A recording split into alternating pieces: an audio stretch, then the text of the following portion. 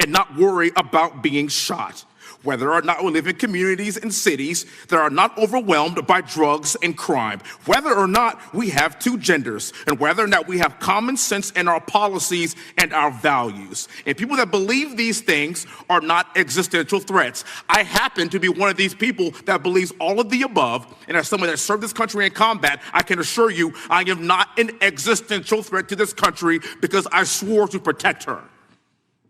I also want to point out, how many cities have you seen burned to the ground since Charlie Kirk's death? 0. No summer of love, no riots, no nothing, no looting, no killing, none. We simply gathered and prayed for his soul, his family, and this country, because that's exactly what we represent.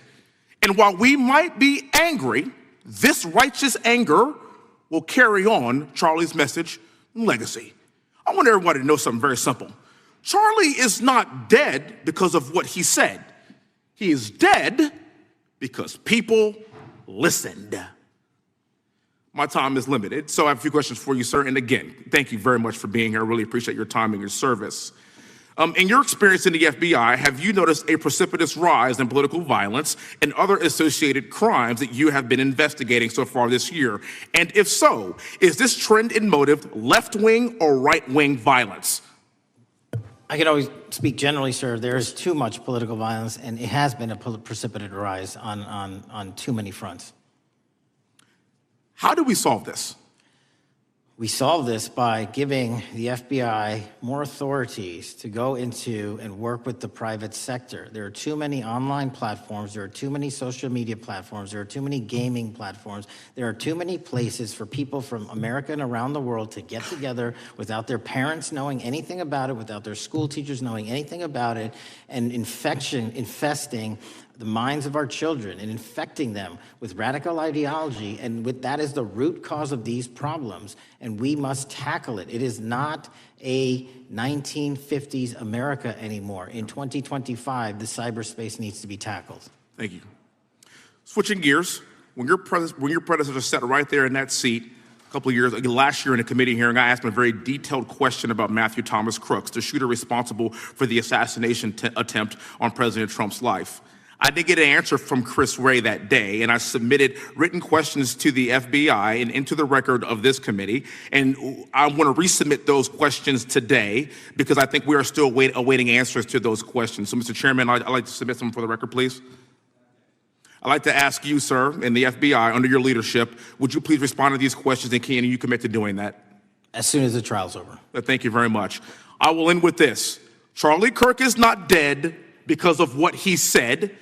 Charlie Kirk is dead because people listened. He set up a tent that said, "Prove me wrong," and exercised his First Amendment right. That's all he did. And we will continue to do so in this country in order to preserve this constitutional republic. And with that, I yield back. Thank you. Gentleman yields back. The gentleman from Florida is recognized. Thank you, Mr. Chairman. Before I begin, I want to caution my colleagues on one-sided violence in this country. We just heard that there were no riots on the right. We're literally sitting in the building where there was a giant riot by supporters of the president, the right. We also heard that only leftists, have said that Trump is a Nazi. In 2016, the current vice president of the United States said, Trump is either a cynical asshole or he's America's Hitler. And so this is the problem. I don't want to have to say this garbage, but you want me to sit here and get painted with one brush, the whole left. No, there are extremes on the left, and there are extremes on the right. And we collectively should tackle that. But to come here and just look at us and say we all support what's going on in the extremes is why we can't solve anything in this building. Director, let me say first, thank you for being here, and my condolences on the loss of your friend. And I'm happy to hear that you want to do more on the social media platforms. It's crazy what's going on the social media platforms. There are So many conspiracy theories on what's going on with Charlie Kirk. Israel assassinated him, right? There are conspiracy theories about your personal social life all day. It is totally rampant.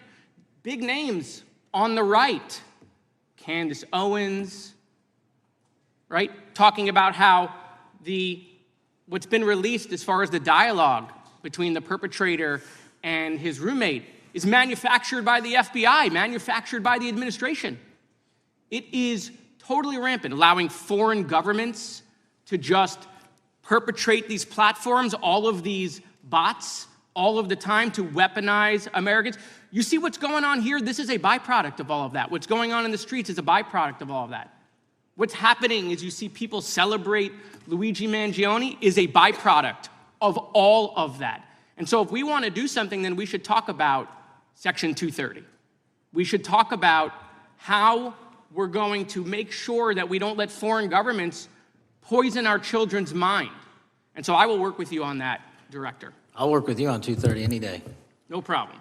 So now, that was the good part. I want to take your attention back a second, okay? Breaking news. Kash Patel is nominated to be the FBI director. Dan Bongino is nominated to be the number 2 at the FBI. MAGA celebrates, rejoices, bells are ringing out.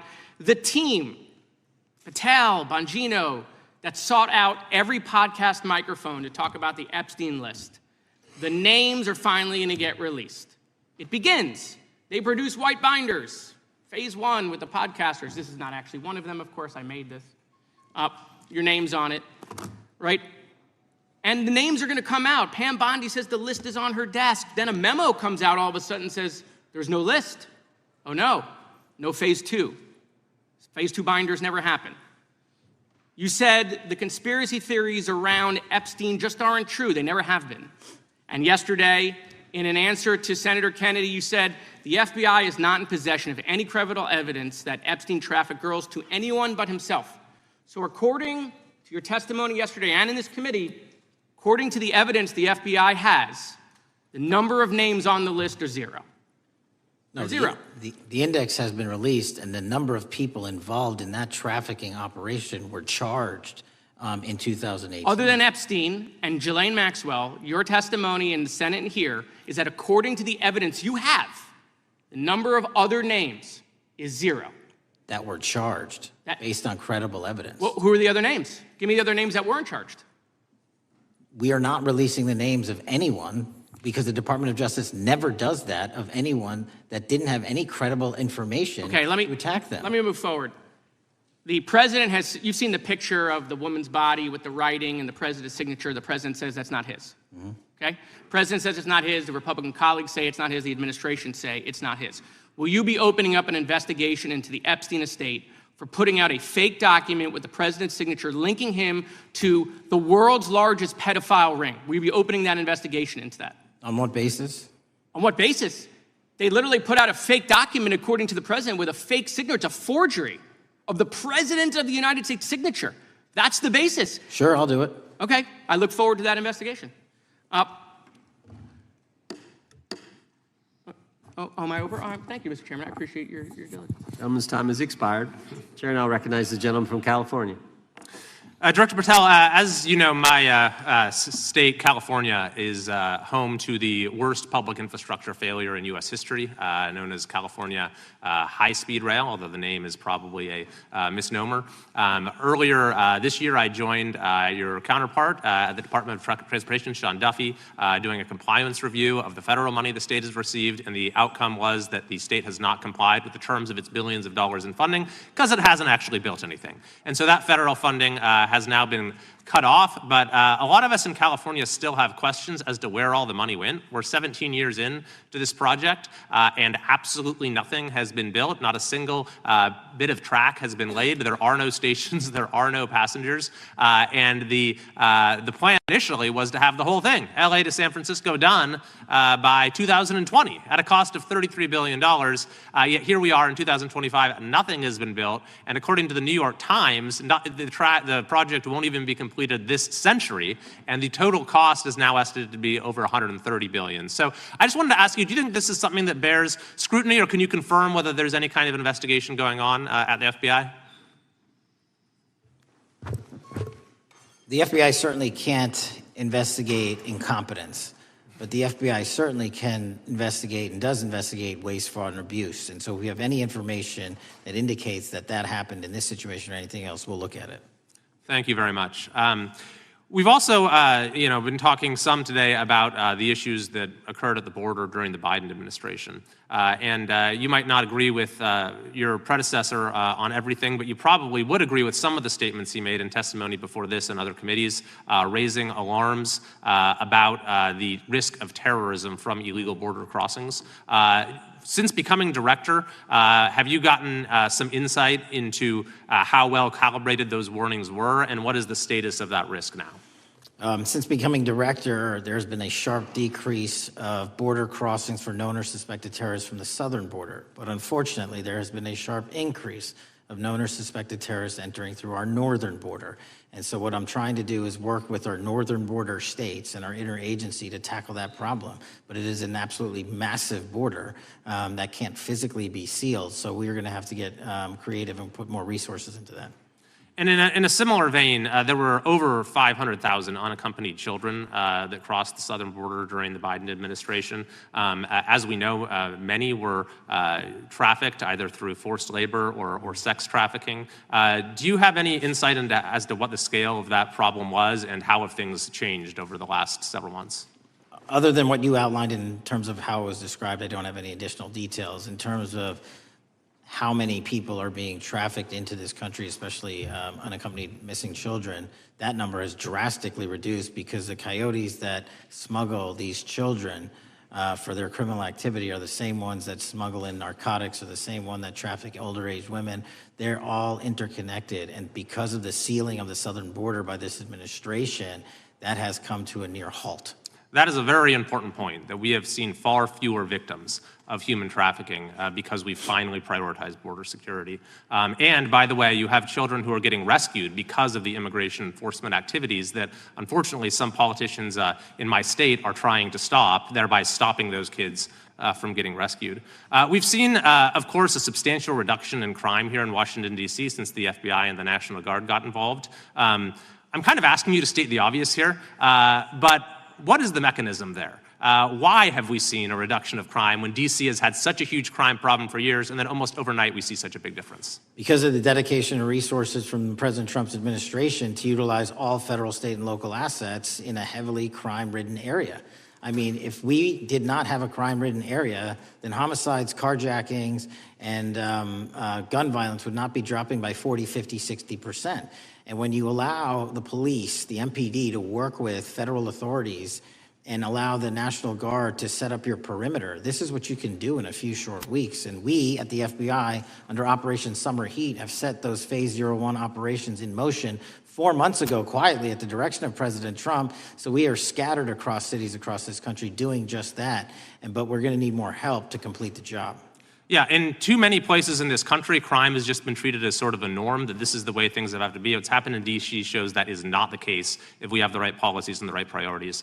Finally, this is tragically the second time in as many years that we've had an FBI director here following either an assassination or an assassination attempt. And so since there's been some time now since from the attempted assassination on President Trump at Butler, would you say that the public's understanding of what took place on that day is fairly consistent with all of the facts as you know them, or do you believe there's still material facts that have not been made public or are not fully understood by the public? No, I think it's fairly consistent. Thank you. I yield. Gentleman yields back. The lady from Texas is recognized. Man, oh man, there has been so much today, and I truly don't know where to start. So I'm just going to make sure that we start off with a few facts.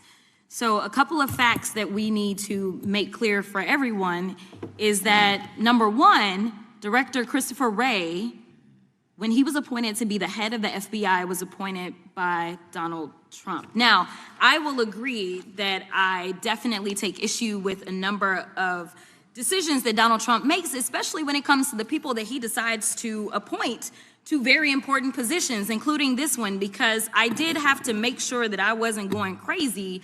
But when I say that you are the least qualified FBI director in the history of the FBI, that is real, because you are the only one that never even served with the FBI prior to joining, yet we are supposed to believe that That's you are false. the greatest thing since sliced bread. I didn't ask you a question.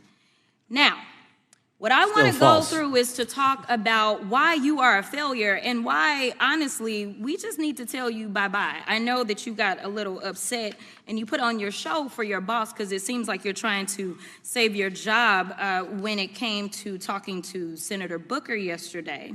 But let's go through some of your failures.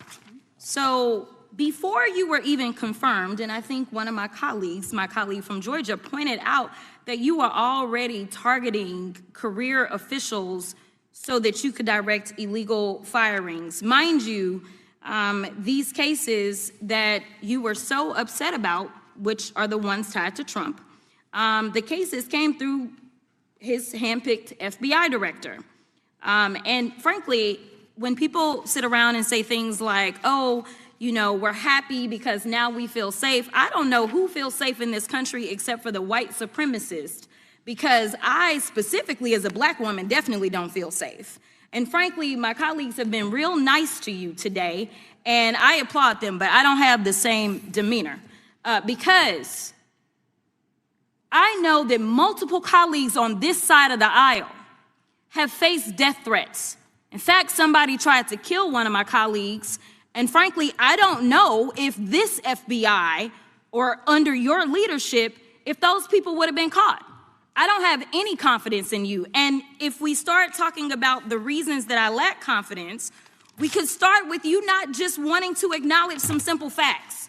Simple facts like the vast majority of the threats are coming from right-wing extremism. And I know my colleagues have tried to stress this, but I decided that I would maybe do it in a different way. Number one, I have a couple of UCs. Kim Buck, one of multiple Republicans receiving death threats for voting against Jim Jordan as House Speaker. Without objection. Another one, Republican lawmaker says she received death threats after voting against Jim Jordan in Speaker's race. Without objection. In addition, there was another one from another colleague who now is leaving Congress because they said that they were calling his wife anonymously and threatening her life to the extent that she ended up sleeping with a firearm. Without objection. Okay, so here's the deal. How are we supposed to have confidence when you're sitting up here telling the Senate yesterday that it will take you 14 years before you can get the FBI fully staffed to do their jobs? You're also now redirecting resources so that they can go and play ICE agents on the streets. You're getting rid of your most qualified people, and even when it came down to somebody that you consider to be a friend, you were posted up having some fancy dinner to the extent that you posted not only once erroneously, you posted twice erroneously as it relates to catching somebody, and then you want to go and say, let me take a victory lap. Because honestly, if it wasn't for parents deciding that they were going to turn in their child, it seems like y'all wouldn't have got there, even though he literally confessed online. So I'm confused about what it is that the FBI is doing except for trying to put on a show for the apprentice or whatever you want to call him. The day after all of this took place, there was domestic terrorism that was taking place at HBCUs. They were targeted. Yet I didn't hear anything from the FBI about what was going on. And again, black people kept saying, how did we end up in this? Because the numbers are so very clear that white supremacy is a problem. And honestly, I've not heard anything out of you today that makes me believe that you're going to do anything about the white supremacy problem, the one that is leading to children being killed, children being shot, as well as members of their community as they're worshiping in their churches. The time of the gentlelady has expired. If the gentleman would like to respond to any of that. Well, I mean, I'll respond. Kash Patel, as I said when I introduced him, public defender, former prosecutor, top staffer on the House Intelligence Committee, Deputy Director of National Intelligence with the National Security Council, Chief of Staff at the Department of Defense, and FBI Director. I think that's a pretty good resume for the guy who's now running the top law enforcement agency in our country. And we've seen all the stats that he's given to the committee on how much better they're doing at getting the bad guys than the previous guy was doing. With that, I recognize the gentleman from South Carolina. Thank you, Mr. Chairman.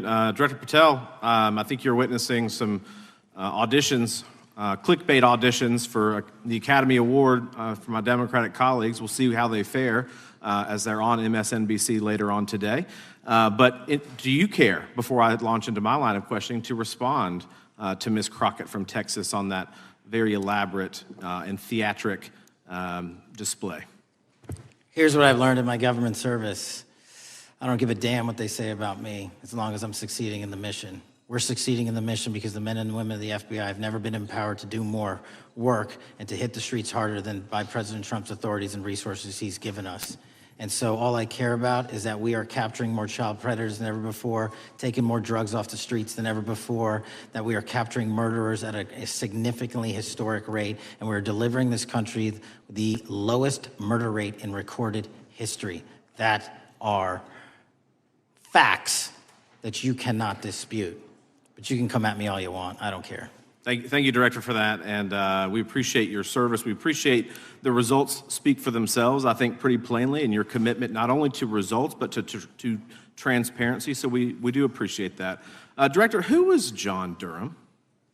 He was a former federal prosecutor, United States attorney, and ultimately appointed special counsel in the first Trump administration. Correct, and there was a document that he released in his findings called the Durham Report. What was the Durham Report briefly, and what were the findings very briefly? It was every special counsel that's appointed produces a report to the Attorney General. Special counsel's Durham Report largely focused on Crossfire Hurricane and included extensive summary findings in classified and unclassified manner, and we released the classified version, finally declassifying it for the American public in this committee. Correct, and you released that in July of this year. I think so. Yes, sir. Isn't it true that in the classified Durham Annex, as it's referred to, that in 2016 the Obama administration obtained intelligence information from a source contained in two separate memoranda, one in January of 2016 and one in March?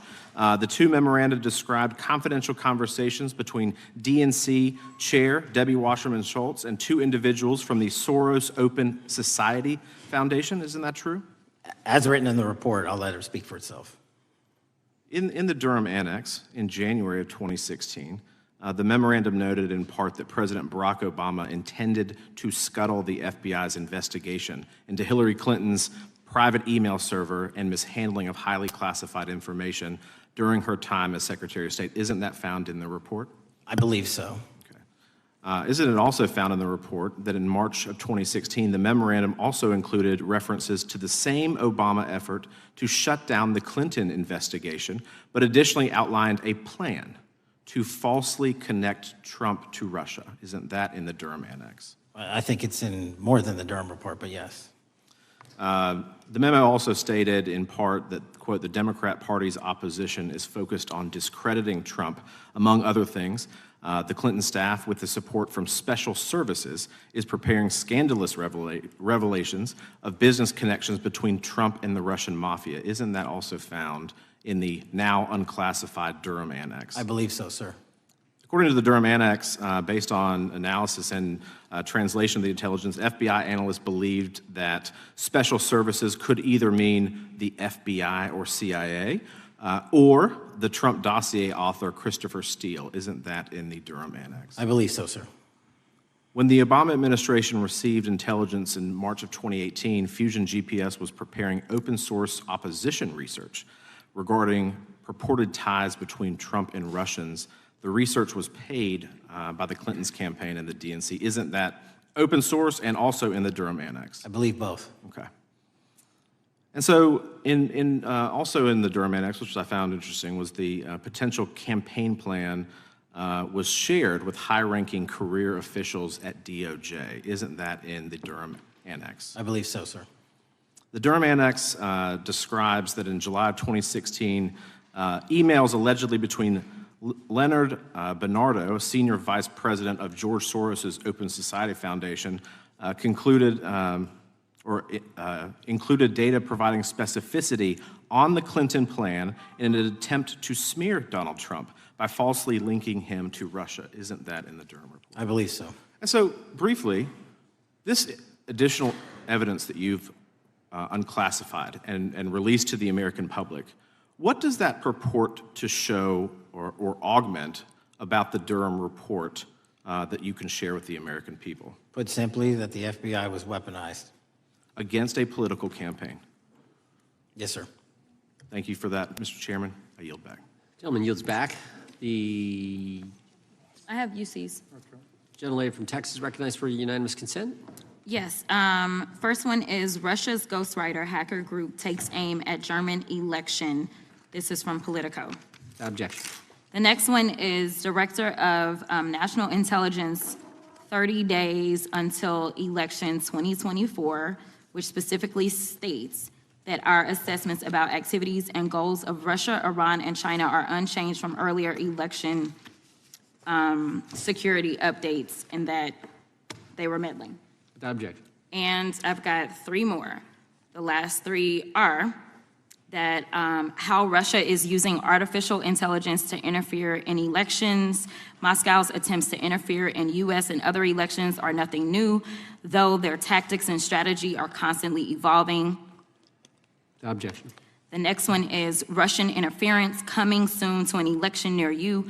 Russia pursues a systemic strategy of undermining elections and influencing public opinion in the West. EU and NATO countries must recognize that Moscow often acts through agents within their own borders and build resilience to such interference. And what's the source? This one is CarnegieEndowment.org. Okay, without objection. Thank you. The gentlelady from North Carolina is recognized.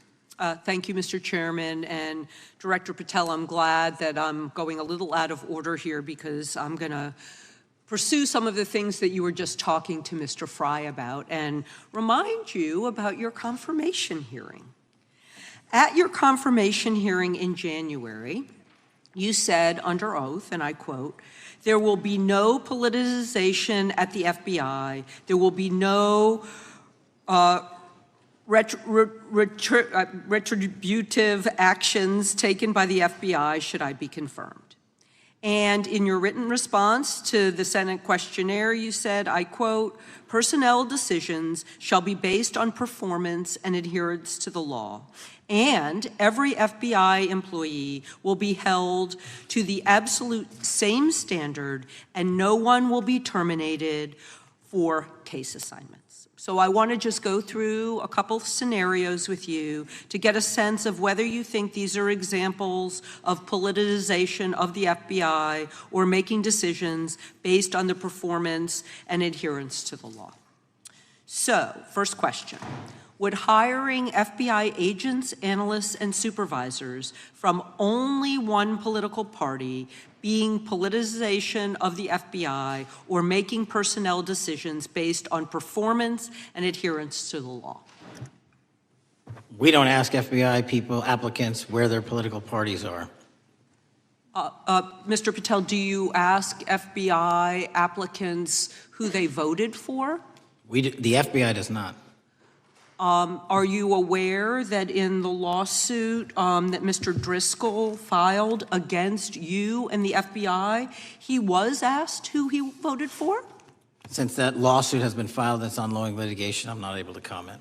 Well, but it also means that you just said that what happened in his situation didn't happen.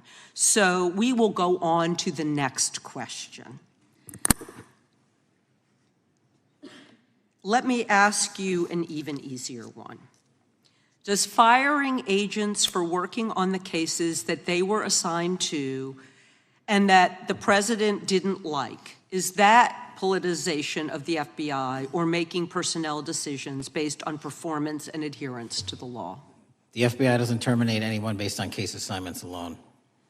Has the FBI ever been sued by somebody who felt that they were terminated based on case assignments? In the entire history of the FBI, I'm sure they have. No, since your tenure. I'm sure there's ongoing litigation. Yes. In fact, there is ongoing litigation. And in fact, people have been asked who they voted for. And in fact, you are running an FBI for the President of the United States rather than the people of the United States, because my questions were not hypotheticals. They are the things you have done during your tenure. And according to a lawsuit filed last week by long-term FBI agents, you fired former acting director Brian Driscoll.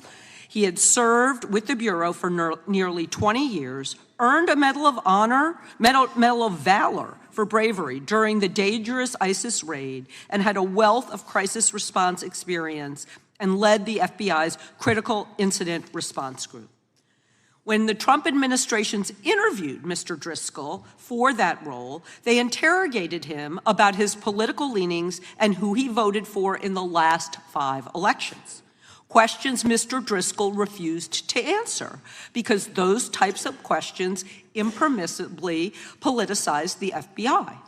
You also fired Steve Jensen, who served the FBI for nearly 2 decades and ran critical terrorism, counterintelligence, and organized crime operations, whom you once described as embodying what the American public demands of the FBI.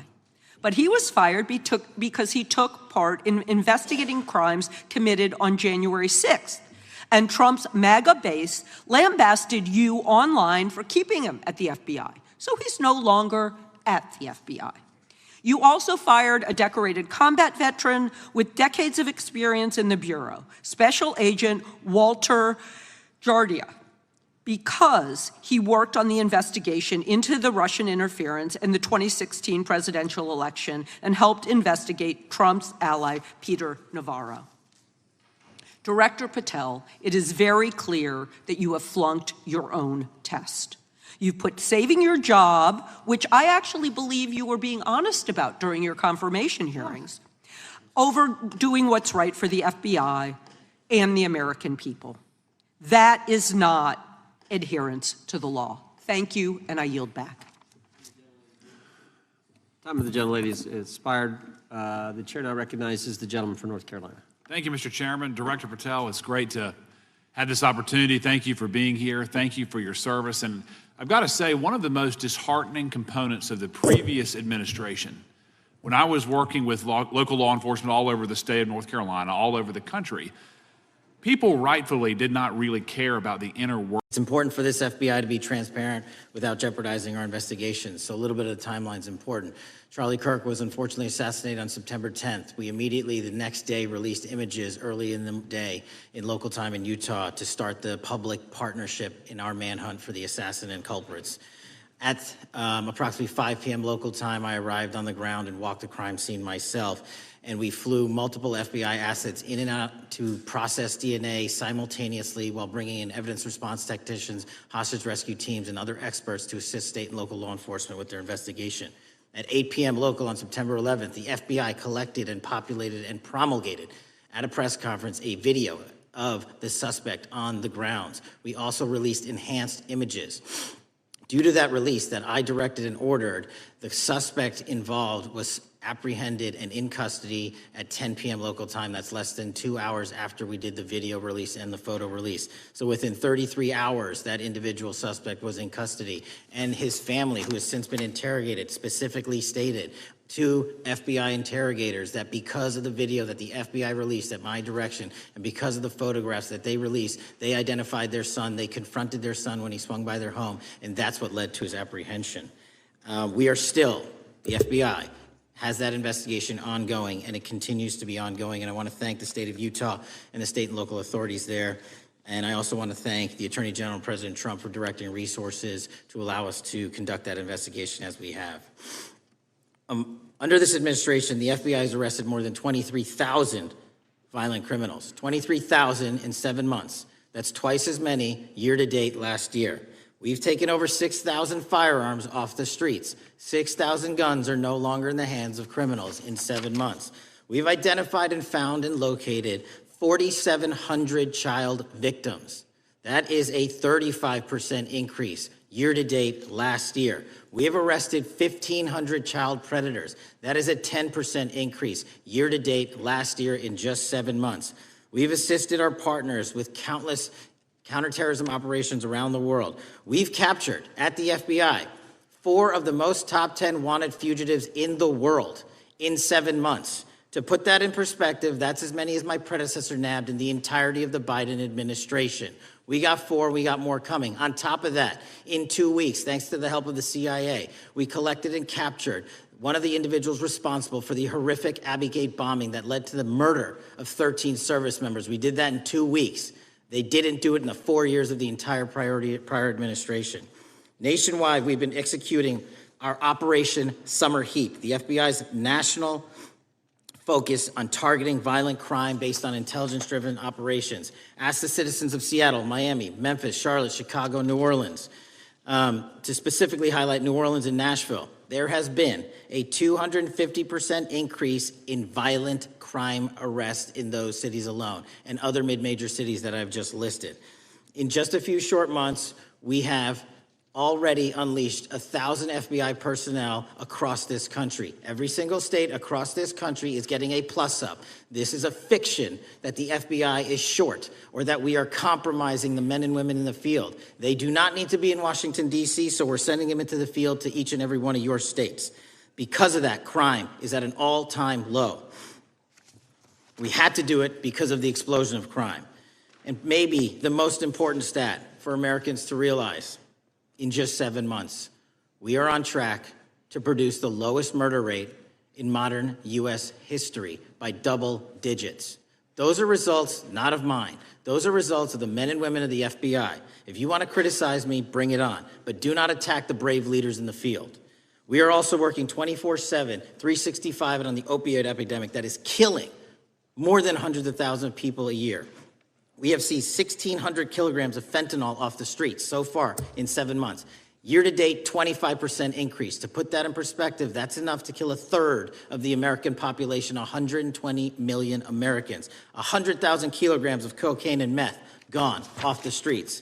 Earlier this year, I highlighted in Cincinnati, Ohio, how we're getting creative to chase down those that were willing to do harm to our citizens, not just by striking at the heart of the fentanyl producers, but the fentanyl precursor companies in China. And we indicted for the first time multiple companies and individuals, not just in America, but in mainland China, that are producing the ingredients that produce and make fentanyl that kill our children. And we're going to keep going. Counterterrorism work, cyber attacks, and foreign adversaries are something the FBI must never sleep on, and we are not sleeping. In the counterintelligence space alone, this year, year-to-date, 30% increase in counterintelligence arrests from the DPRK, Russia, Iran, and China. And I want the American people to know, in this setting, there's a lot of work that the brave men and women in the FBI are doing we just can't get into, but they don't stop. Our cyber threats, ransomware attacks, those harming our children online. We have nearly a 20% increase in indictments and arrests in 7 months alone this year. We're going after those that harm our malware, infrastructure systems, telecom systems, and energy structure. Combating SALT and Vault typhoons are just a little bit of the examples we're doing. Maybe most importantly, under the counterterrorism and domestic terrorism umbrella, are nihilist, violent extremists, and those that label themselves 764, who wish to go online and convince children to maim and mutilate themselves and commit suicide. And we are producing record numbers of arrests under that umbrella organization. We even stopped an individual in the 764 network who wanted to conspire to kill an adolescent girl. He is now in custody. Transparency remains one of my main priorities at the FBI. And this is what I've done in my 7 months at the helm. We've produced more than 33,000 pages of documents to Congress, to a variety of committees, including, I believe, 7,500 to this committee alone, if memory serves me correct. To put the 33,000 in perspective, my predecessor in 7 years produced 13,000 pages in total to the United States Congress. His predecessor in 4 years produced 3,000 pages in total. I repeat, I have produced 33,000 pages in 7 years to this Congress and will continue to do so. I'm dedicated to restoring the trust and the mission and the integrity of the FBI, and we cannot do so without congressional oversight, and I promise you I will continue to do so. On the Epstein case, the original sin on the Epstein case was how it was handled by Mr. Acosta when he first brought the case in 2006, 7, and 8. The original case had a very limited search warrant, had a very limited search window, had a very limited investigative window. I was not there when those search warrants and that investigation was launched. I would not have done it that way. They were limited to only 3 to 4 years of investigations from 97 to approximately 2001 and 2002 to 2005. Mr. Acosta allowed Mr. Epstein to enter into a plea agreement where he served weekend jails for trafficking minor women. He also was allowed to relieve jail to go home on the weekends. Plus, he allowed a non-prosecution agreement to be signed as part of that plea deal, prohibiting future investigations from that prosecution and from that evidence, and prohibiting the collection of further material. That is the original sin. We are working with Congress to produce more than any administration ever has material on Epstein. And I welcome the challenge to tell us that we are not being as transparent as the law allows. We even went to court and asked the judges to lift those prosecutorial agreements and to lift those court order seals, and they denied us 3 times. Congress is welcome to do the same and join the fight. And I'd lastly like to focus on operation that the president led in D.C. Because of this, we are taking this fight in D.C. to every single city across the country. 2,100 arrests in the last month alone. D.C. has seen a 60% decrease in gun crimes, 75% decrease in carjackings, and 53% decrease in homicides in our nation's capital. And rightly so. We're bringing that fight to the streets of America. I want to thank you for your support, and I'm proud to be the director that leads this FBI into a new headquarters building that they've needed for decades, saving the taxpayer $3.5 billion, and also providing our workforce a safe environment. If you don't know the calamity that is the Hoover Building, I invite each and every one of you to walk around. I'll give you a tour myself, and you can see where the cement falls on the heads of our employees that is only to be saved by netting. Just to give you an example. Thank you for support to our mission. And I do want to highlight one thing about D.C. It's because the FBI gathered sources and evidence that we were able to, through our source network, identify the horrific murder of the D.C. intern, Eric Tarpinian. And I've spoken to his family, and we are working to bring them justice. And Mr. Chairman, in my 16 years, now my 17 years of government service, if anyone has any questions about my service, bring it on. Yeah. Thank you, Director. We will now proceed under the 5-minute rule. The chair recognizes the gentleman from California, Mr. Eisen. Director, delighted to have you here. You are a breath of fresh air. As you outlined, and I won't repeat it, the accomplishments, you did so with the same resources as your predecessor, roughly. Is that correct? I believe so, yes. And so how much of that has to do with taking people out of the backside of the FBI and moving them into the field, into doing the job for which we primarily pay the FBI? It's exactly what we needed done. 1/3 of the FBI's workforce resided in the National Capital Region before I got there. 1/3 of the crimes do not happen in Washington, D.C. Not anymore. Not anymore. So 1,000 personnel of the FBI were deployed across this country on a permanent basis, and every single state in this union is getting a plus up, not a reduction, a plus up of 1811s of intel analysts and support staff. And that is why the crime rates are going down in record numbers. Thank you for doing that, and it's perhaps the hardest thing for a bureaucrat to do is to lower the head count around them that support them, and I appreciate your willingness to do it different than your predecessor. A lot of what you covered earlier was the find, the discovery, and then the prosecution that is done by the DOJ. But I want to talk a little bit about the prevent side. On the Charlie assassination, sir? No, on all of these. Okay. Okay, for example, and I'll bring it up before the Democrats bring it up, January 6th.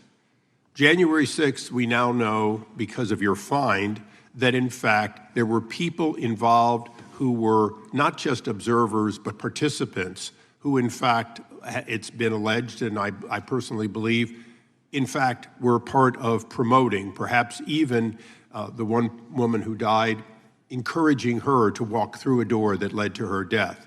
When you see that kind of activity, and you know it was done under predecessors with full knowledge, whether it's January 6th, where embedded people crossed the line, or any other activity, including obviously the Russian hoax that we're now dealing with up in, front and center.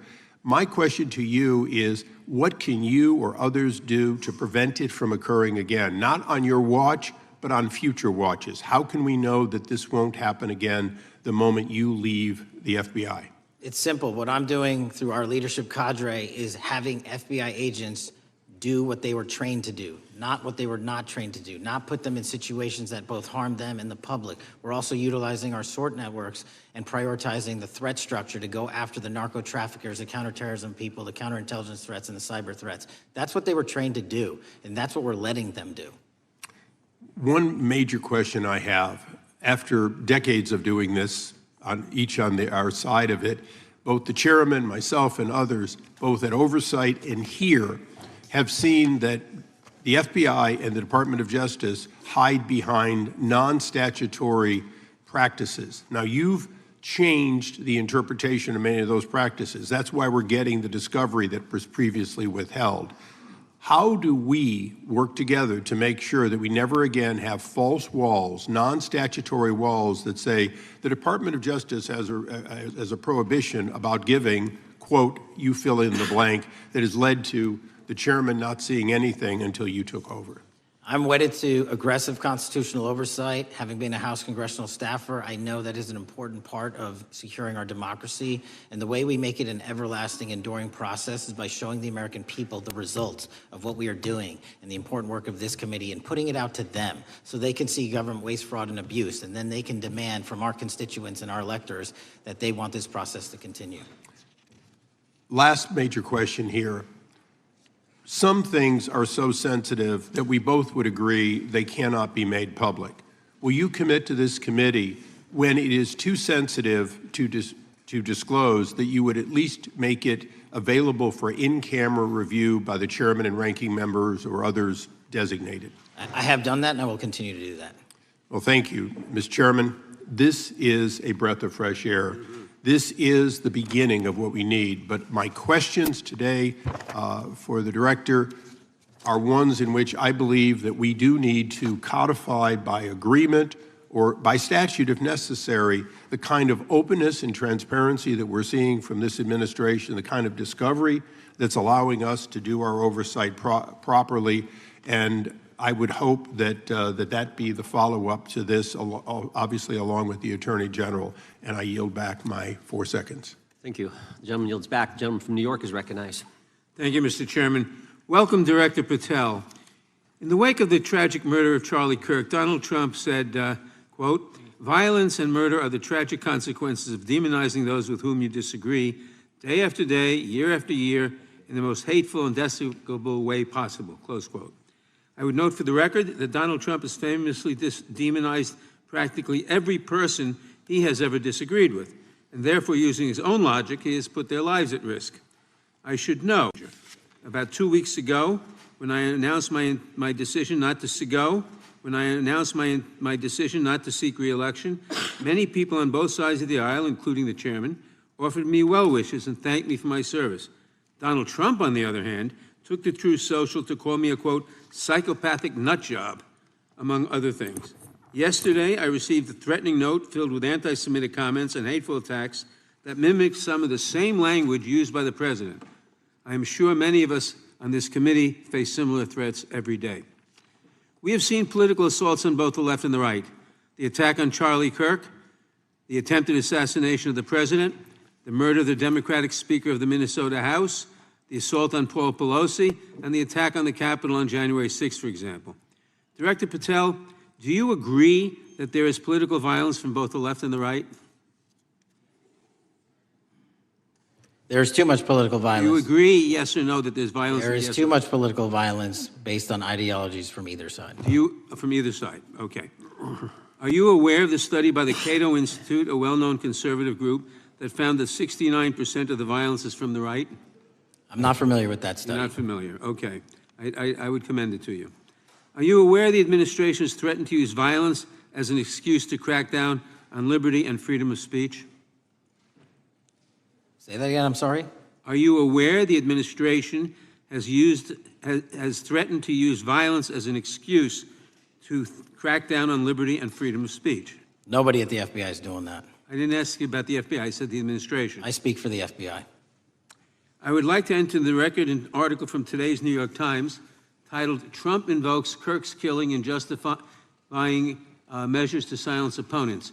In the wake of Charlie Kirk's killing, President Trump and his allies have laid out a broad plan to target liberal groups, monitor speech, revoke visas, and designate certain groups as domestic terrorists. I ask unanimous consent to insert this into the record. Thank you. Politicizing the murder of Charlie King to go after free speech is not a legacy I believe Charlie King would have wanted. Moving on, I want to address another topic. The FBI has traditionally played a key role in prosecuting public officials for corruption.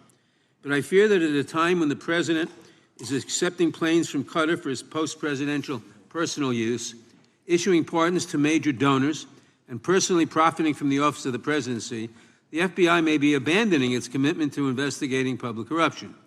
Since its creation in the wake of the Watergate scandal, the Public Integrity Section has been one of the crown jewels of the Department of Justice, investigating and prosecuting corruption among the nation's public officials and acting as a key safeguard against politicized prosecutions. This section's work has been supported by an elite squad in the FBI devoted specifically to rooting out corruption. But according to reports, the Public Integrity Section has now been decimated, and the FBI's Public Corruption Squad has been dismantled. I would like to submit for the record a New York Times article entitled, "FBI Dismantles Elite Public Corruption Squad." I ask unanimous consent. Thank you. These actions are an invitation to corrupt politicians to break the law, since they know that the government is asleep at the switch. Last month, Senator Warren and I, along with dozens of other members of Congress, wrote to you and Attorney General Bondi expressing grave concern over your decision to effectively legalize corruption and to politicize prosecutorial decisions. And he asked unanimous consent to enter this letter into the record. Thank you. I don't have time today to walk through all your questions, all of our questions and concerns, but will you commit to answering this letter in short order so that we can understand what factors led to this decision and how it has impacted the ability to hold corrupt officials accountable? I will review your letter with my team and respond as soon as I can. You will respond. Thank you. I yield back the balance of my time. Gentleman yields back. Gentleman from Arizona is recognized for 5 minutes. Thank you, Mr. Chairman, and thank you, Director, for being here. I appreciate the change in the FBI and the tone since you've been there. We heard the ranking member, however, describe the FBI under your leadership as being resorting to political enforcement and you personally as being paranoid. I would just suggest that perhaps that is the projections of the ranking member himself and not you, sir. I want to refer to something that was said yesterday in yesterday's hearing by Senator Grassley. He said, "It's well understood that your predecessor left you an FBI infected with politics." At your nomination hearing, he gave you records, made public records about whistleblowers regarding something called Arctic Frost. Arctic Frost was the FBI case opened and approved by anti-Trump FBI agent Thibault, and Arctic Frost became Jack Smith's elector case. The new records show that Arctic Frost was much broader than just an electoral matter. In fact, it was expanded to Republican organizations. Some examples of the groups that the Ray FBI sought to place under political investigation included the Republican National Committee, Republican Attorneys General Association, and Trump political groups. In total, 92 Republican targets, including Republican groups, Republican-linked individuals, were placed under the investigative scope of Arctic Frost. On that political list for investigation was one of Charlie Kirk's groups, Turning Point USA. In other words, Arctic Frost wasn't just a case to politically investigate Trump. It was the vehicle by which partisan FBI agents and DOJ prosecutors could achieve their partisan ends and improperly investigate the entire Republican political apparatus. I'd ask that, Mr. Chairman, that document be administered. Without objection.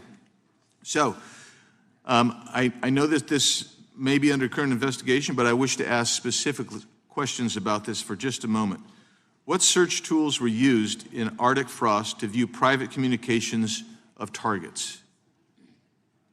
I believe the traditional search tools, search warrants, lawful service of process, and the tools that the FBI has in our infrastructure systems, cybersecurity systems, and counterintelligence systems. But generally speaking, if I may, I want to use this to highlight the fact that I'm continuing my promise to work with Congress to produce documents simultaneously and also conduct ongoing investigations. I'm giving you as much as I can, and I'll give you more when I can. Thank you. Another question regarding that is, were there any directives from the Biden White House concerning the Arctic frost investigation? Were there any, directives or communications from the Biden White House itself concerning the Arctic frost investigation? I'll just rely on what was turned over to date, sir. Okay.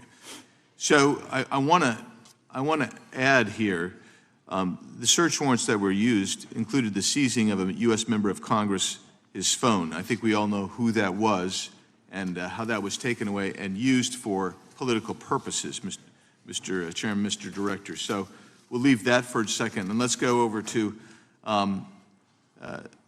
the Charlie Kirk case for just a second. Let's emphasize this. How many hours did it take from the assassination to the arrest of the assassin, Mr. Director?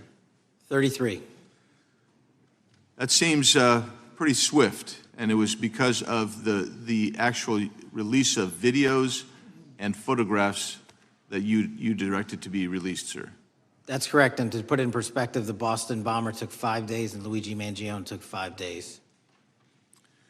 Was the platform Discord forthright from the start with law enforcement about the shooter's communications on its platform? Discord, the platform ownership, has been working with our lawful process, and we are obtaining materials from them on a rolling basis. Thank you. And I want to get back here to Arctic frost for just a second, Mr. Chairman. I'd like the unclassified document from the FBI released to be admitted to the record. Without objection. And a document from the Economic Times also to be admitted to the record. Without objection. So I'm going to give you the last 30 seconds. We could go on about the Epstein case. I've got a bunch about that, but I'm just going to let you, if you wish to respond to either of the two vitriolic questioning or statement from the Democrats. The work of the FBI speaks for itself. It's on showcase here today. Anyone that wants to attack the FBI can attack me, but leave our leadership structure alone. When you have 23,000 violent felons arrested, twice as many as this time last year, the work speaks for itself. Thank you, Mr. Chairman, and thank you. Appreciate your good work, Director Patel. Yield back. Gentleman yields back. Gentleman from Maryland is recognized. Thank you kindly, Mr. Chairman. Director Patel, before you joined the FBI, you railed against it for covering up Jeffrey Epstein's human trafficking ring. Let me refresh your memory with this clip. Has Epstein's list, they're sitting on it. That doesn't seem like something you should do. You're protecting the world's foremost predator. That seems like an evil thing to do, regardless of who may be embarrassed in the release of that list. Why is the FBI protecting the greatest pederast, the largest scale pederast in human history? Simple, because of who's on that list. So you finished that December 2023 interview with a challenge to the FBI and harsh words for Republicans in Congress for not getting the Epstein files out to the public. You can see this clip. Boy pants, and let us know who the pedophiles are. Put on your big boy pants and let us know who the pedophiles are, you said. You emphasized that the president and the FBI director each had complete authority to release Epstein's client list. You said Epstein's black book is under the, quote, direct control of the director of the FBI. Look at this clip.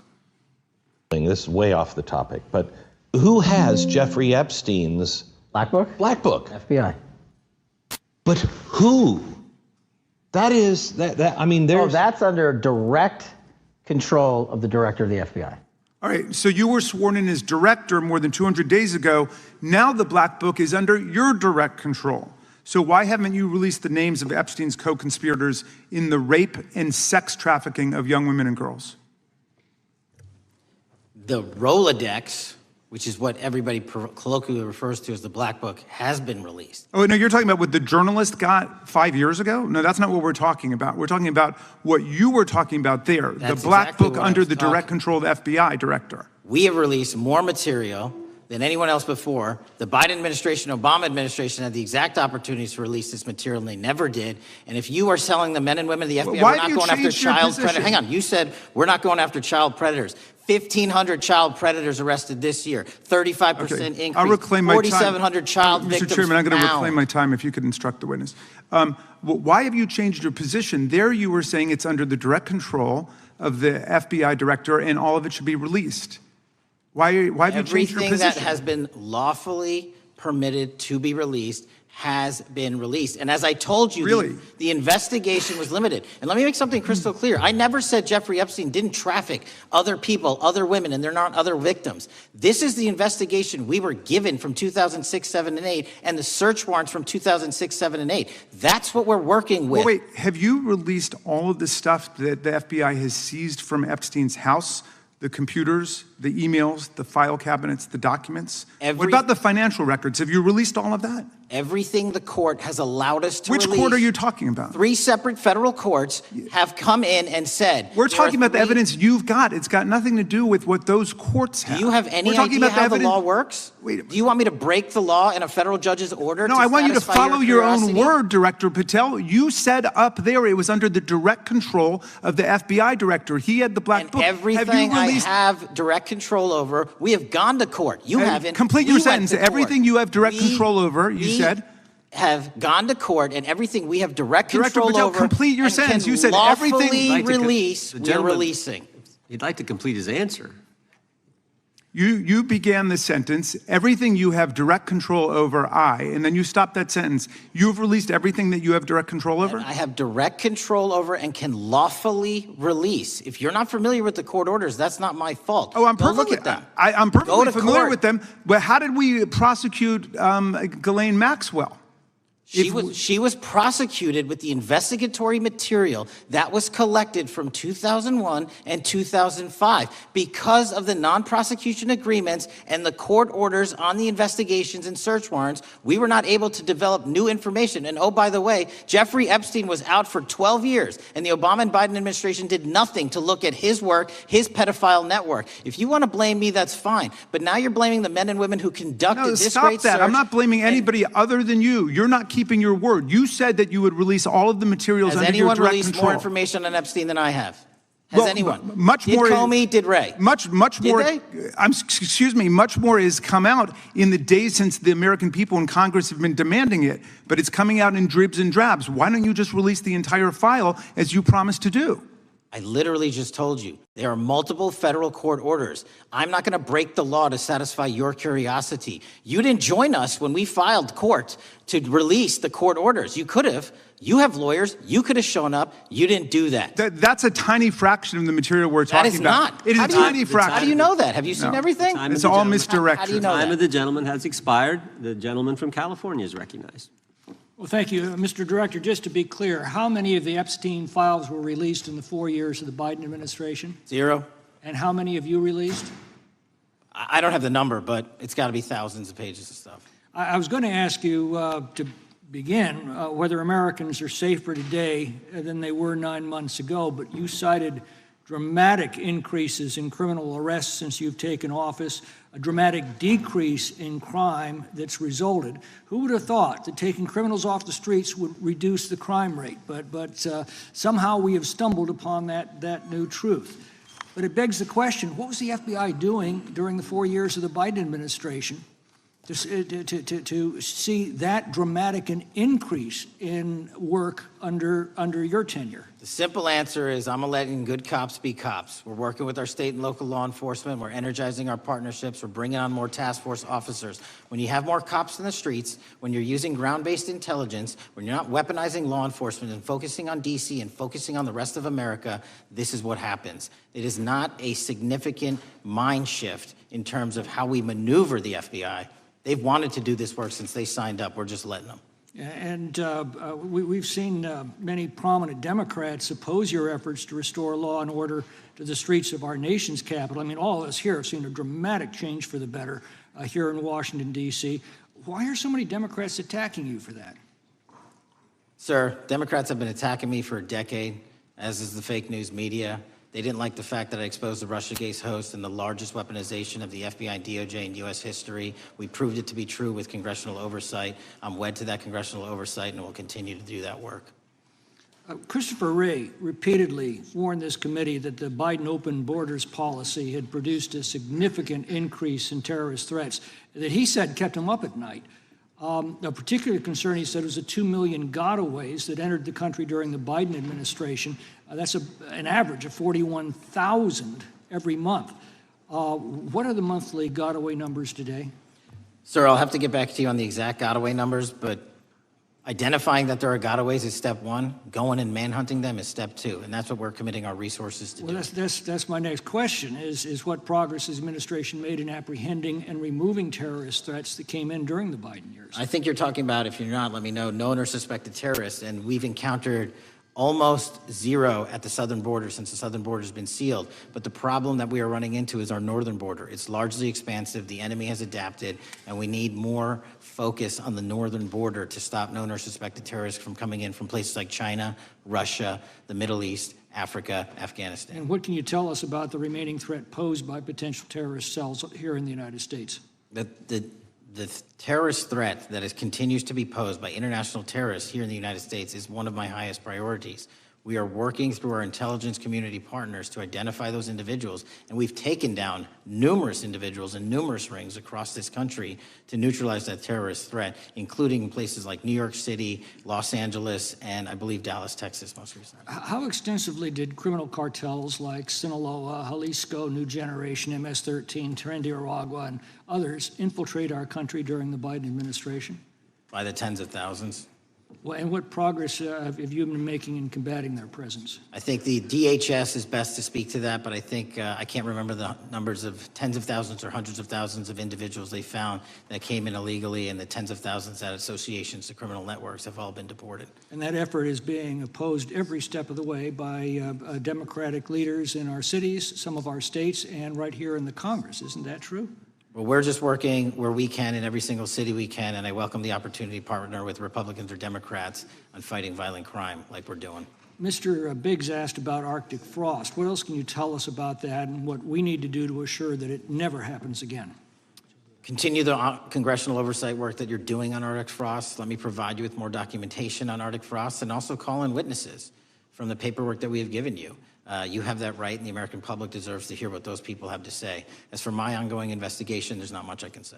What role did the FBI play in suppressing the Hunter Biden laptop story during the 2024 election? Off the top of my memory, sir, I believe the FBI was in possession of verified information from that laptop, and it was improperly publicized that they did not have information and masked it as Russian disinformation. We now know that was categorically false. I don't know why the FBI did that, when they did that, but we've released all the materials related to that.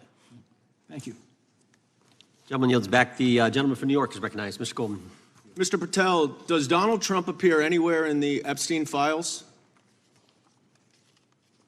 I'm sorry, could you say that again? It's not a complicated question. Does Donald Trump appear anywhere in the Epstein files? I didn't say it was a complicated question. I just didn't hear you, so my apologies.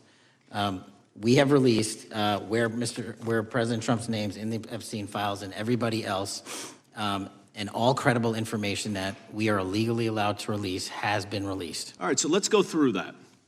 You're referring to court orders that prohibit you from releasing grand jury testimony under Rule 6E. Is that what you're referring to when you say as the law allows? That's a piece of it. Really? What other evidence do those three court orders you cited prohibit from being released? Information that was collected pursuant to those search warrants that were limited in fashion. Wrong. That's not what the court order says, and that's not under 6E. And you're talking, and I said that's 6E, and I said there was others, and I'm answering that. There are sealed court order documents. There are protective orders. They are unsealed as part of discovery given to Ghislaine Maxwell. They are no longer sealed. That's just not true. We can argue about it all you want. Okay, well, you agree that there are, so your testimony here is that the reason why you are not releasing all of the videos that you have acknowledged, there are so many, and that the FBI spent thousands of hours of reviewing, the photographs, and the photographs that you have. You're saying that you're not releasing those because there's a court order requiring them to be sealed? Is that your testimony? Never said that about the videos. On the totality of the videos, of the thousands of images that were seized pursuant to the search warrants executed at the time, the overwhelming majority of that video is pornographic material that was downloaded from the internet and child sexual abuse material. We will never release that. Well, as you should not release the victims. But if there are videos that relate to others who Epstein trafficked to, such as maybe Prince Andrew, or photographs, that you have total control to release. Yes, and if it exists... And so why haven't you released it? Why are you supposing that that is a fact when in fact it is false? Are you saying that... You're saying that none of the videos relate to anything relevant to the Jeffrey Epstein trafficking ring? Every single video that we have collected pursuant to the prior search warrants has been examined for the last 10 years. And every single video has been utilized for whatever prosecutions were able to be legally brought. I'm not asking about prosecutions. I'm asking about why you aren't releasing the full Epstein files, including the names of people who were involved in the sex ring that you promised to do before you became FBI director. I just told you, I'm not going to release downloaded porn of I'm children not asking on the about internet. that. Fine. I'm asking about all the other files. What other videos? Tell me. Tell me. That's what I'm asking. Tell me. You're saying there are no videos that would be relevant to anyone else involved in the Jeffrey Epstein sex ring. Pursuant to Mr. Acosta's collection of information based on the search warrants. That's all we have in our possession. And I'm asking you, that stuff. That's all we got. I'm not asking all you got. I'm asking you, in that stuff, there's nothing that's related to any other sex traffic, any other people engaged with Epstein in underage sex. That's correct. To my knowledge, no. Okay. Let's talk about the witness interviews. 302s of witness interviews. Those are not subject to the court order. Those are not subject to any fictional sealed order for a search warrant. Why aren't you releasing those with the redacted names of the victims? We are releasing as much as legally allowed. That's why we went back to the courts. How is that not legally allowed? Sir, do you know how court orders work? Do you know how protective orders Actually, work? Do you know how Mr. sealing Patel, orders I was work? a real prosecutor for 10 years. I know exactly how so I was a court fake orders. one? And I want to understand what the court order prevents you from releasing witness statements that the FBI took. You should know that as a real prosecutor, when the court hand downs a protective order and a motion to seal, the material is sealed unless So that your judge testimony waives here it. is that all of those witness statements are under a court order, a protective order. We are providing everything we can legally provide. No, that's not my Congress has question. sent us a My subpoena. question is, why are those witness statements that are not grand jury testimony, that if they were under a protective order are no longer under a protective order, why are they not being released? How are they not under a protective Why order? are you not going to the court like you did for the grand jury testimony to unseal those records? The DOJ did go to the court. No, not on those records. Why aren't you going? gentleman. You just went on grand jury. Time of the gentleman has expired. You are hiding the Epstein files, Mr. Time of the Patel. gentleman has expired. You are part of the cover-up. Can I respond? You sure can. Any allegations that I'm a part of a cover-up to protect child sexual trafficking and victims of human trafficking and sexual crimes is patently and categorically false in the work of my So I hope you will talk to them when they have requested to speak with you. Because the victims have requested and you are not responding to them. Director, yes or no, is the FBI still spying on parents at school board meetings? No, sir. Is the FBI still targeting Catholics? No, sir. Is the FBI still spying on President Trump? I don't believe so. Is the FBI still censoring Americans? No, sir. Is the FBI still targeting Americans for shopping at Cabela's or purchasing Bibles? Nobody is targeted for their faith. Is the FBI still targeting Americans who are pro-life? Nobody is targeting anyone for their beliefs. Is the FBI still cooking the books on crime data? The crime data is real. Is the FBI still purging agents for conservative viewpoints? No one at the FBI has asked their viewpoints on politics. Is the FBI still labeling the Betsy Ross flag, the flag of the American Revolution, a hate symbol? No. Well, maybe that's why you've been able to, what was the number? 23,000 bad guys you've arrested, a huge increase from the same time period in the previous administration. I think you said 1,400 predators, 4,000 children rescued. Were those effects? 4,700, 35% increase on children rescued. Yeah. And you got the guy that, Abbey Gate? We got the Abbey Gate guy. We had a guy from the 4th District of Ohio who lost his life there serving our country. We appreciate that. Maybe when you're not focused on politics, you can actually do what the FBI is supposed to do. Go get the bad guys, right? That's what the men and women of the FBI do. Director, did John Brennan lie to Congress? Let me just read a couple things, actually, before you answer that. 2 years ago, we had Mr. Brennan in for an interview, and I asked him, how'd you learn about the dossier in December of 2016? Mr. Brennan replied, I received a copy of it from the FBI, and the CIA was very much opposed to having any reference or inclusion of the Steele dossier in the intelligence community assessment. That's what John Brennan told the United States Congress. 7 weeks ago, the Director of National Intelligence told us this. John Brennan lied and denied using the dossier in the intelligence community assessment because he knew it was discredited. CIA officer told the House Intelligence Committee Brennan refused to remove it, and when confronted with the dossier's main flaws, he responded, yes, but doesn't it ring true? John Brennan lied to us? Mr. Chairman, I won't stylize the evidence. What I will say is that the intelligence community assessment, those that created it and any individual involved with it, is an ongoing investigation. There's an investigation into what took place in December and January of December 2016, January 2017, when this whole thing started, this grand conspiracy. That is being investigated, is that right? That has been publicly announced by the department. That's been announced by the department. Did Chris Wray hide documents from this committee? You would know better than me, sir.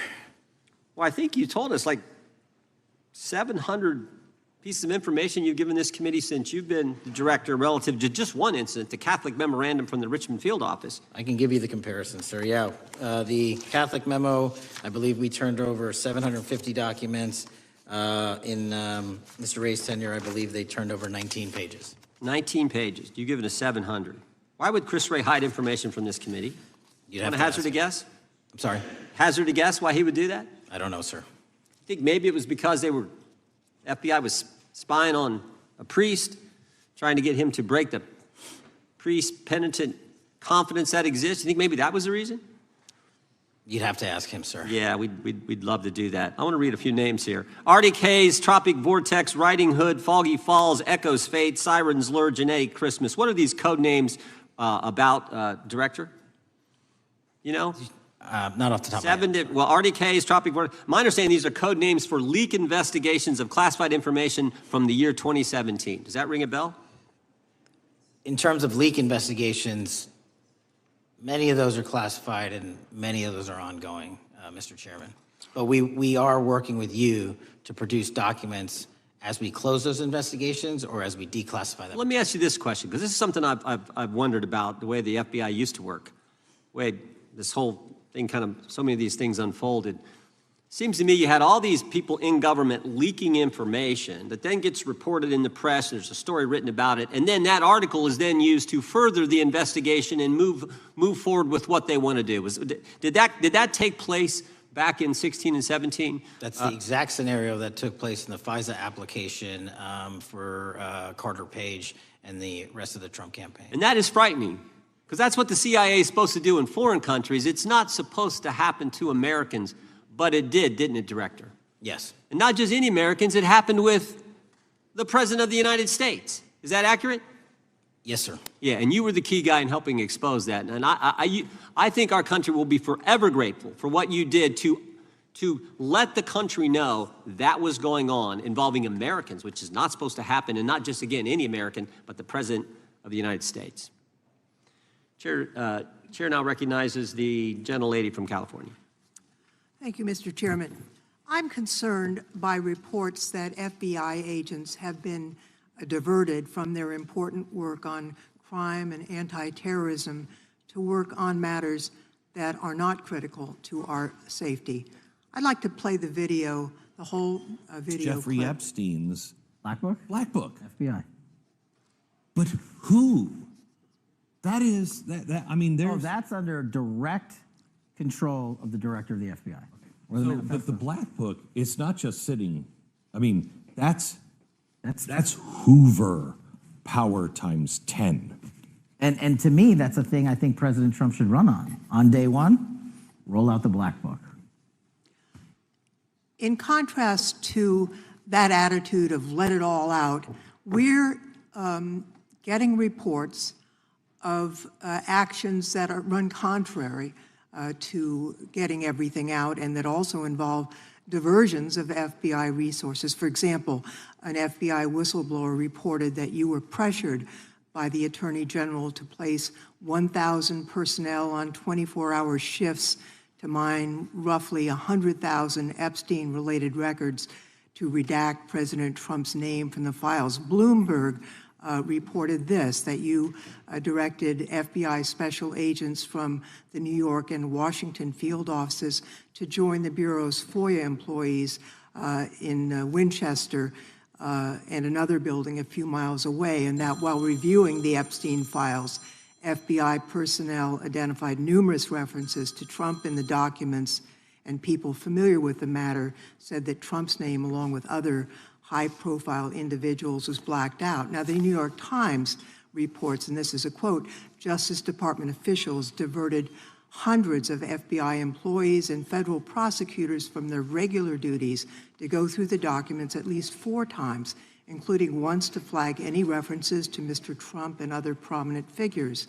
Details of the review were based on accounts by 3 former FBI and Justice Department officials who spoke on condition of anonymity because of fears of retaliation, and further that the FBI finished, after they finished its review of the files and materials, was sent to a team of Justice Department lawyers who double-checked the FBI's redactions and, quote, were instructed to flag any mentions of Mr. Trump and other celebrities.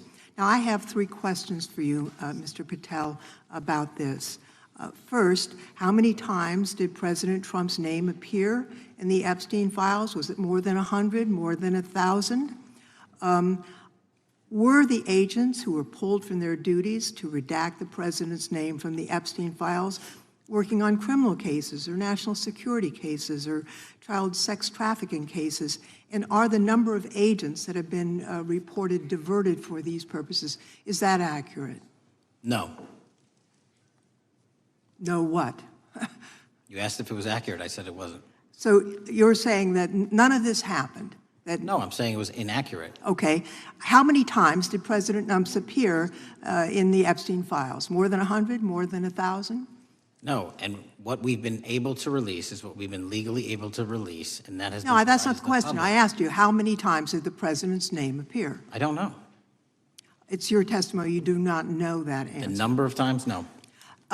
Could you tell us how many agents were diverted for this task and what they were working on?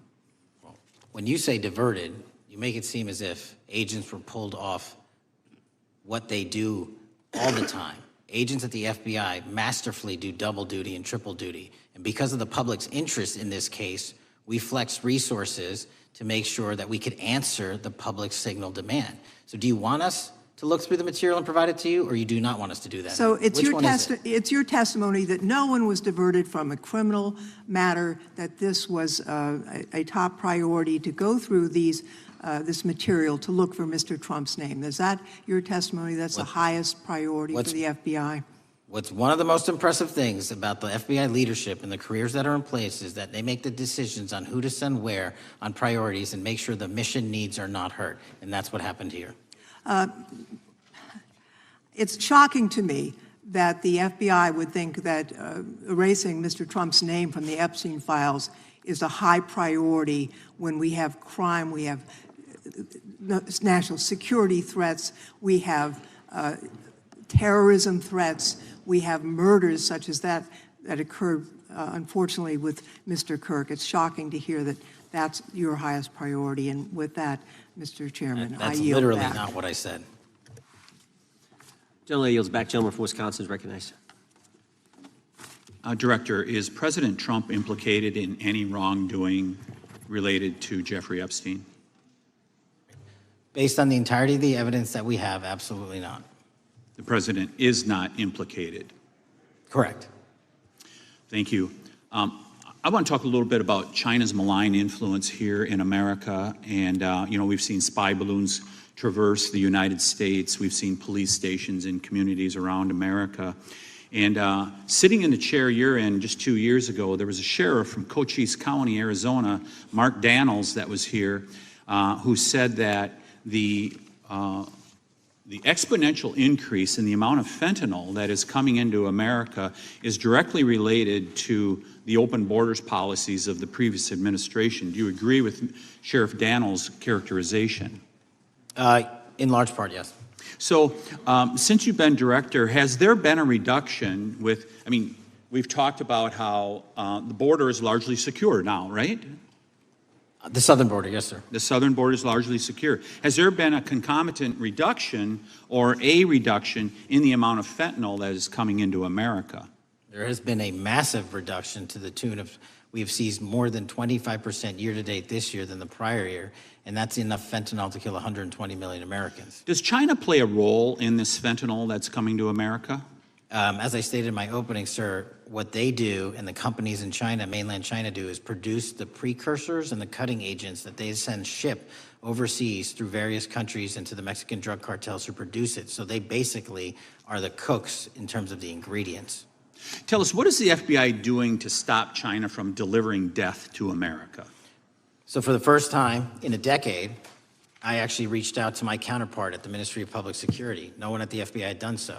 To engage. Ministry of Security, where's that? In mainland China. In mainland China, okay, thank you. To engage in a conversation to say, hey, can we have a certain number of these precursor chemicals listed in China so that they become illegal and illegal to trade. We're also working with our counterparts in places like India and Guatemala because the transshipment routes of the precursors, the Mexican drug cartels have gotten creative, and instead of coming directly to America are going into these countries. And we've had massive success in India and Guatemala, and in those governments' great partnerships in shutting down the ability to ship the precursors into those countries, which are ultimately destined to America. So those people that are working with security agencies have been working with you, is that accurate? Yes, sir.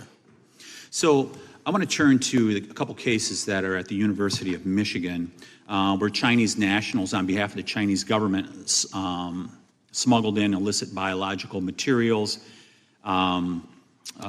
stuff that can harm our agricultural industry. What actions are you taking as we see repeated stories of Chinese nationals doing this in the United States? So just that, sir. In this calendar year alone, as I was mentioning, our counterintelligence operations and cases brought against the Chinese are up by, I think, something like 40%. And specifically, the cases in Michigan show two threat streams, not just against our agricultural industry, which is a threat to national security, but they were also bringing in chemical agents in mushrooms. I'm not the exact expert.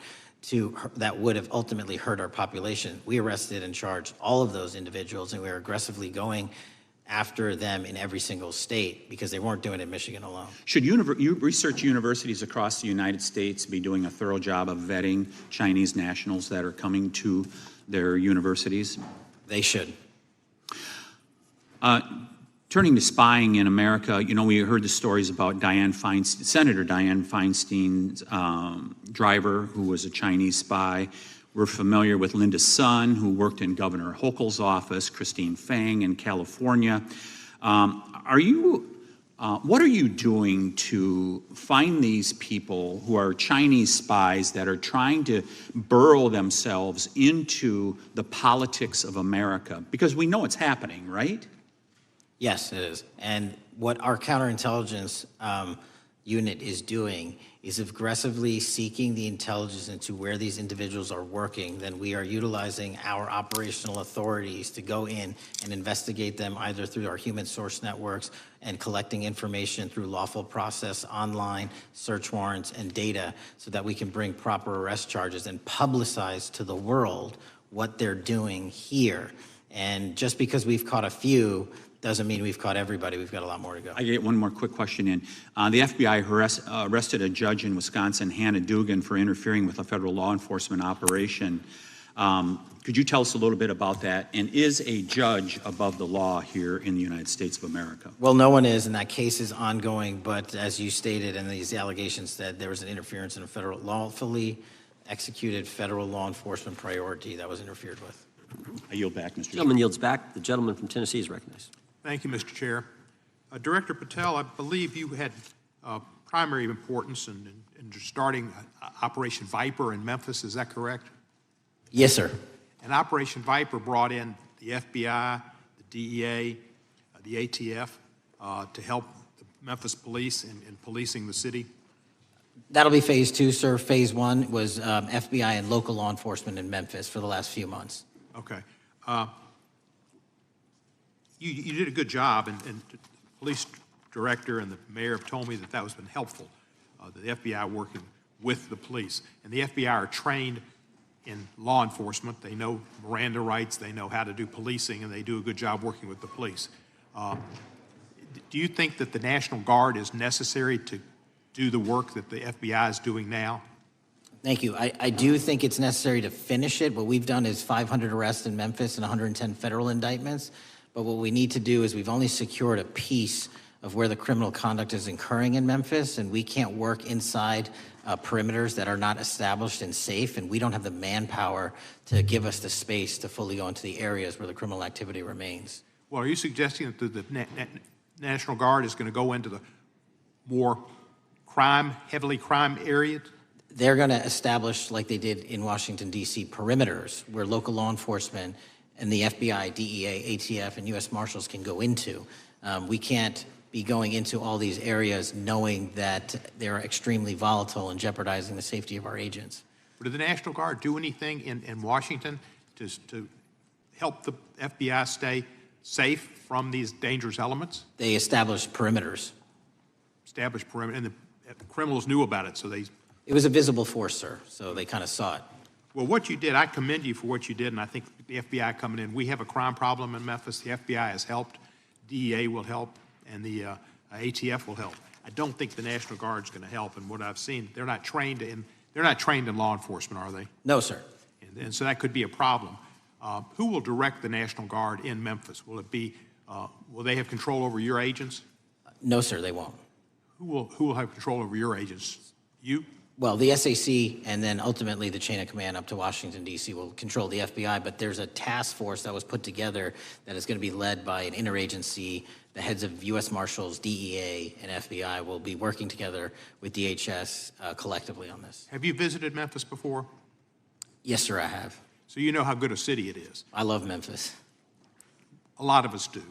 And Memphis is a great city, great history, civil rights museum. Might say something about slavery, but that was the history. Needs to be taught. Blues, Elvis. Beale Street. Beale Street, right. Barbecue. And people should come. It's not a troubled city. We've got some crime, but it's not a troubled city. We're not troubled, and we love our city. And we hope that the National Guard doesn't come in and cause people to have questions about Memphis because it's a city they should visit. Let me ask you this about, you said that the homicide rates are coming down to an all-time low? In modern recorded U.S. history, yes, sir. When does modern recorded history start? I think the FBI, and I'll get back to you on this, has stats on that going back about 30 years, sir. Okay, I was thinking back to Ozzie and Harriet, and I didn't think you could beat Ozzie and Harriet's time. Secondly, you mentioned the Epstein case. Did any of the women that were victims, and they came up here and had a press conference and all, did any of them contact your office and ask to give information? To my knowledge, no, sir. If they did, let me ask you first, is there a statute of limitations on sex crimes like that, with sex with a minor, rape? The DOJ is the expert, but I do not believe there's a statute on that, limitations on that. So if there's not a statute of limitations, should you not be interviewing those people who know who raped them and the names and the places and give you that information? That seems like that's a treasure trove of information, and it's a serious, serious, serious number of crimes. Sir, I couldn't agree with you more. We've been very public about asking individuals to come forward with new information, and we would run out every single lead on that. Well, I'm sure the women will come forward, especially today, to be sure that they will get an opportunity, because that seems like something we ought to do.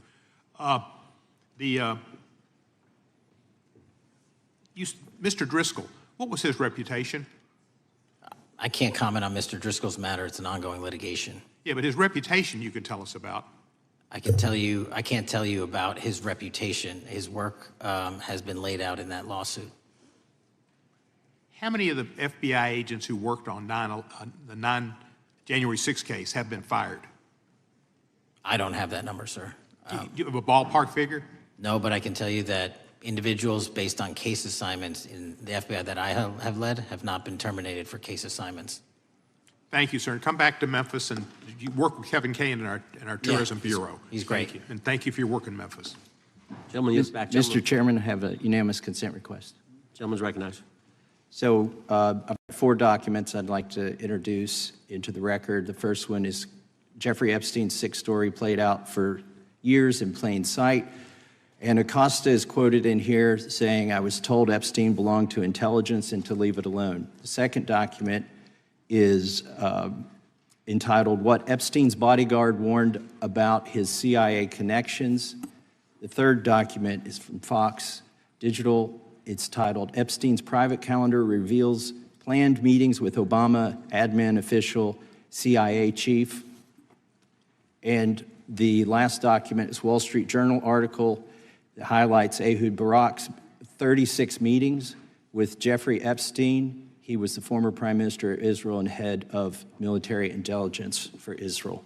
It may have held that title when he met Epstein, and then, yes. Without objection, the gentleman will hold for a second. The gentleman from Maryland is recognized. Thank you, Mr. Chairman. Just one UC request. This is Judge Engelmeyer's decision from August in U.S. versus Epstein, stating the government's 100,000 pages of Epstein files dwarfs the 70-odd pages of Epstein grand jury materials.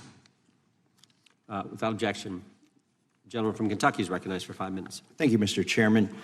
Director Patel, I watched some of your Senate hearing yesterday when Senator Kennedy asked you, "You've seen most of the files. Who, if anyone, did Epstein traffic these women to besides himself?" You replied, according to the transcript, "There is no credible information that he trafficked them to anyone else." You also said somewhere in the hearing and here today that the problem is that the case files are constrained by limited search warrants from 2006 to 2007, and that the non-prosecution agreement hamstrung future investigations. Those constraints only apply to Southern District of Florida. They do not apply to Southern District of New York, the location of the 2019 sex trafficking indictment, which produced many things, including a series of FD 302 documents. According to victims who cooperated with the FBI in that investigation, these documents in FBI possession, your possession, detail at least 20 men, including Mr. Jess Staley, CEO of Barclays Bank, who Jeffrey Epstein trafficked victims to, victims including minors, such as Virginia Roberts Giuffre, may she rest in peace. That list also includes at least 19 other individuals, one Hollywood producer worth a few $100 million, one royal prince, one high-profile individual in the music industry, one very prominent banker, one high-profile government official, one high-profile former politician, one owner of a car company in Italy, one rock star, one magician, at least 6 billionaires, including a billionaire from Canada. We know these people exist in the FBI files, the files that you control. I don't know exactly who they are, but the FBI does. Have you launched any investigations into any of these people, and have you seen these 302 documents? Sir, I have asked my FBI agents to review the entirety of the Epstein files and bring forth any credible information. And we're working with Congress not only to divulge that information and produce it to you, but any investigations that arise from any credible investigation will be brought. There have been no new materials brought to me launching a new indictment. So is the loophole here, or is it your assertion that these victims aren't credible, that the 302s maybe didn't produce credible statements that rise to a probable cause? It's not my assertion, sir. It's the assertion of 2 different United States attorneys' offices from 3 separate administrations who investigated those same materials in live time. Are the 302 documents in the FBI's possession? They reviewed all that, yes, sir. And so have you reviewed those 302 documents where the victims name the people who victimized them? If I personally know, but the FBI has. So how can you sit here and in front of the Senate and say there are no names? I said all. I named one information- today. I said we are not in the practice at the Department of Justice FBI of releasing victims' names. That is not what we do. We are also not in the habit of releasing incredible information. That's not what we do. But multiple authorities have looked at the entirety of what we have. Okay, I got to move on here. Were you present when the AG had the White House event when she released the binders to the social media influencers? I was, yes. So if you're willing to meet with social media influencers who stood to benefit from the sensational and sad stories of these victims, will you meet with the victims as well? The FBI will meet with anyone who has new information. Will you personally meet with them? The FBI and the professionals who are handling the cases will. Were you instructed that it was important to release the documents to the Oversight Committee on the day of my introduction of the discharge petition to release these files? I don't know what day that was, so no. Well, they were released that day, and there were victims' names who weren't redacted because they were in such a rush, and the victims are not happy about that. Have you investigated any of the CIA connections? Have you seen the CIA file on Jeffrey Epstein? And if you wanted to see it, would they show it to you? Well, I can speak for the FBI, and that's presuming there's a CIA case file, and I've reviewed everything that the interagency, not I, the FBI, that was provided to us. Would you be willing to look at the CIA file on Jeffrey Epstein? If there is such a file, and if it has not already been turned over to the FBI will look at any new investigative leads. Have you made any progress on the pipe bomb investigation January 6th? And have you made any progress on the motive of the Las Vegas shooter? As to the first, it's an ongoing investigation, and we have made progress. As to the second, sir, I'll have to get back to you. All right, thank you. I yield back. Mr. Chairman, I have a unanimous Gentleman consent yields back. request. Unanimous consent request from the gentleman from New York. I ask unanimous consent to introduce an unsigned memorandum from July 7th, 2025 that says we did not uncover evidence that could predicate an investigation against uncharged third parties with the insignia of the Department of Justice and the FBI. Without objection. Mr. Chairman, I have a unanimous Georgia. consent request. It's a article entitled DOJ Deletes Study Showing Domestic Terrorists Are Most Often Right-Wing. Without objection. Thank you. Gentleman from Georgia is recognized for 5 minutes. Thank you, Mr. Chairman. Director Patel, thank you for being here today.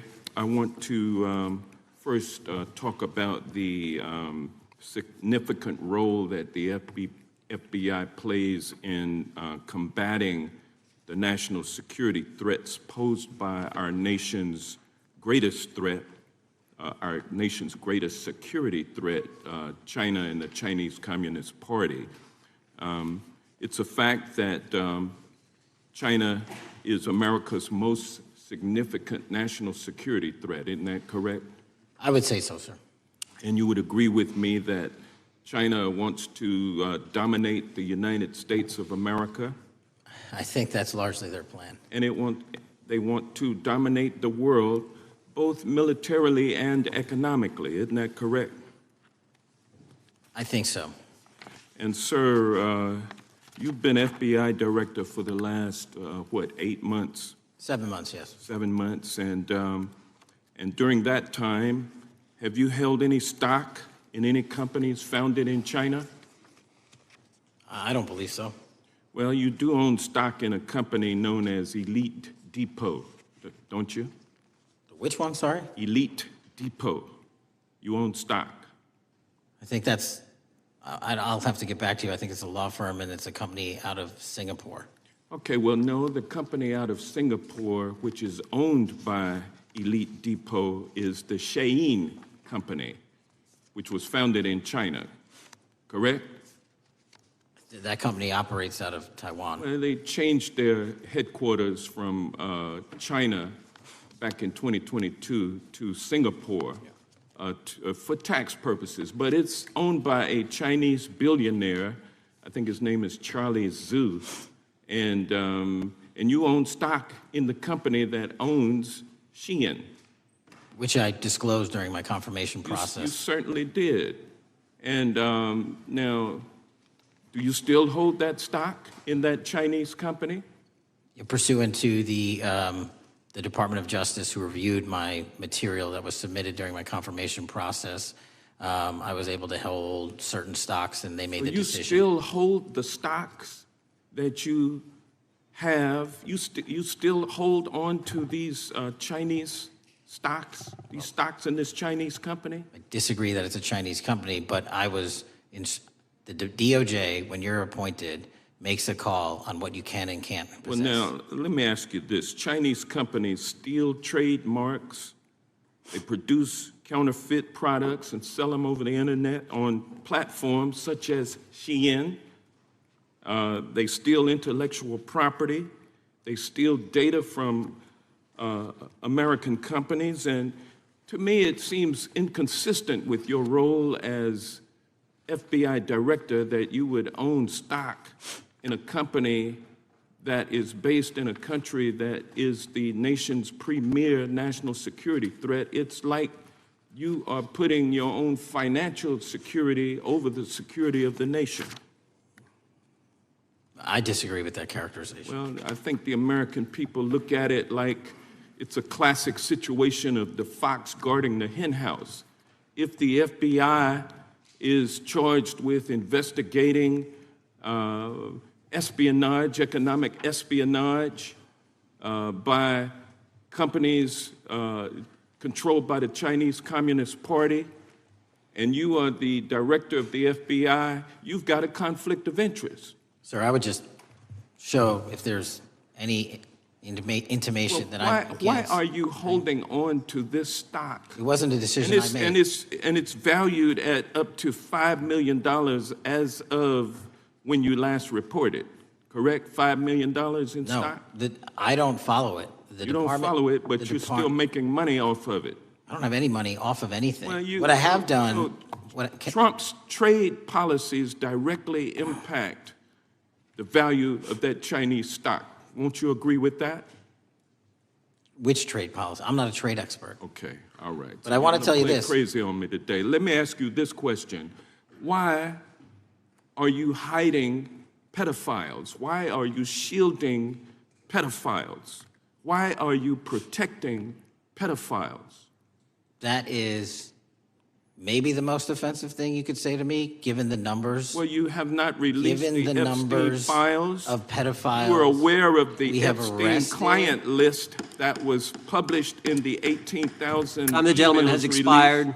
The gentleman yields back. Can he answer the question? Can I just respond? Of course, the gentleman can answer the question. Since I took over the FBI, there has been a 33% increase. Sir, all of that started under Christopher Your Wray. time is done, but no, it didn't. The witness gets to All of answer that the question, started and then we'll go to our next. FBI director, sir, and you're coming in here trying to take credit for something that a previous director instituted and largely brought to conclusion. I take no I think it's credit. been clear that the director. It's offensive.